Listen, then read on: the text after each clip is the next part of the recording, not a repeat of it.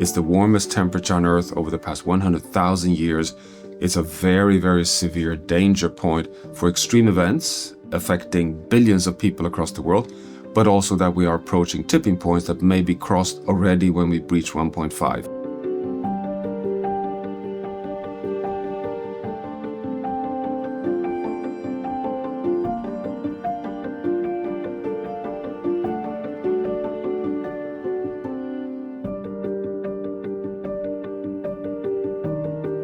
That will be message number one. We need to take away the pressure causing the temperature rise.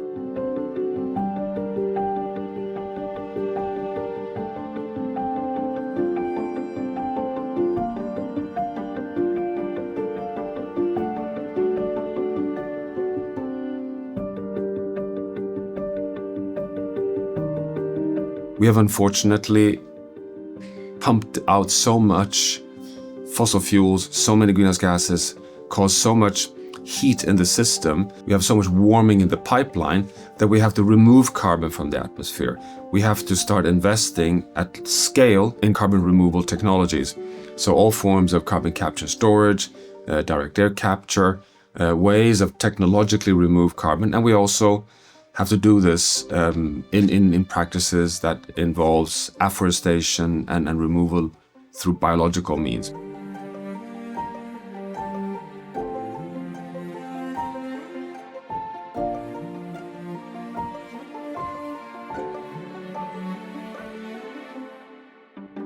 We have to take a planetary approach and realize that managing the ocean in a sustainable way, forests, wetlands, peatlands, agricultural lands are absolutely critical to be able to continue storing carbon and even absorbing carbon to help us cool the planet to come back once we've released the pressure from fossil fuels.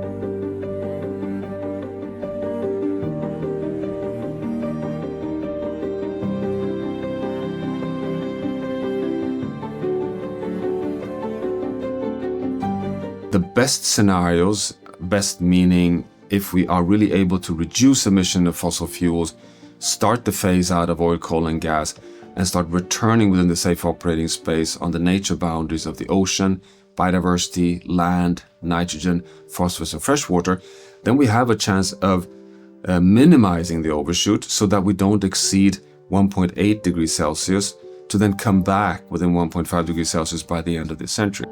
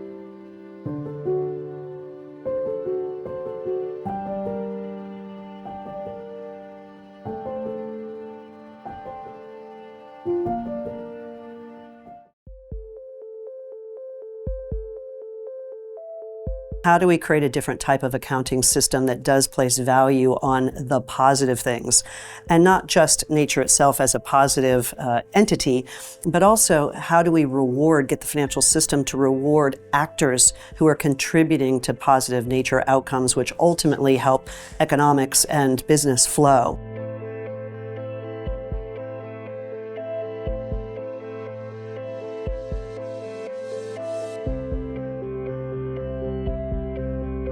How much of our businesses rely on a healthy functioning ocean in order for their business continuity. And if the ocean is mitigating global warming, if it can't do that anymore, what's going to happen? More and more extreme weather events. That means business interruption, real economic disruption and financial leakage. So if we have that lens, all of a sudden, what do? We want to do everything in our power to make sure that the ocean can continue to function that way so that our businesses can function. Part of the solution for true sustainability and our own survival and mitigating climate change and creating a healthy planet, all these things that we know very well, we also need to think about what we place value on. And today, the systems don't place value on nature in any way that the economics, makes sense. One area that has been missing from a lot of the dialogue and the equation is taking the very, very sage wisdom of indigenous communities who have been operating in their communities incredibly effectively and very sustainably over a long period of time. A lot of the knowledge that's embedded in those communities has not necessarily been incorporated into the systems thinking. If we can bring that knowledge in, that has enormous value for all of us to think about as we move toward more sustainable and regenerative practices.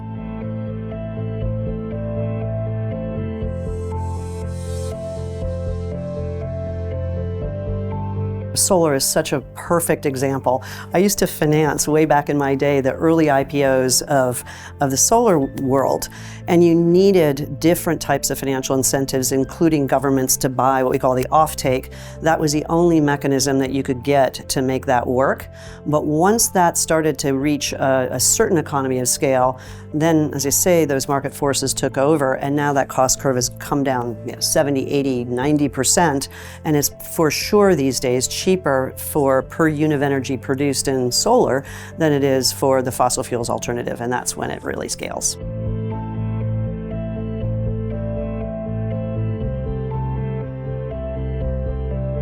When we're thinking about, say, nature finance or a systemic change, a lot of that's a long game, right? It isn't a quick return. And we need more patient mechanisms and forms of finance to augment the more traditional sources. In other cases, the upfront investment is such that we need a different form of finance, catalytic capital, which isn't requiring an immediate rate of return that's market-based upfront. Or there might be another alternative where we do need maybe just slightly less than market rate of return financing. This is the notion of blended finance, where you get these different pools of capital together. When you blend them together, what you're doing is you're bringing down the cost of capital and making something that wouldn't be economic all of a sudden economic.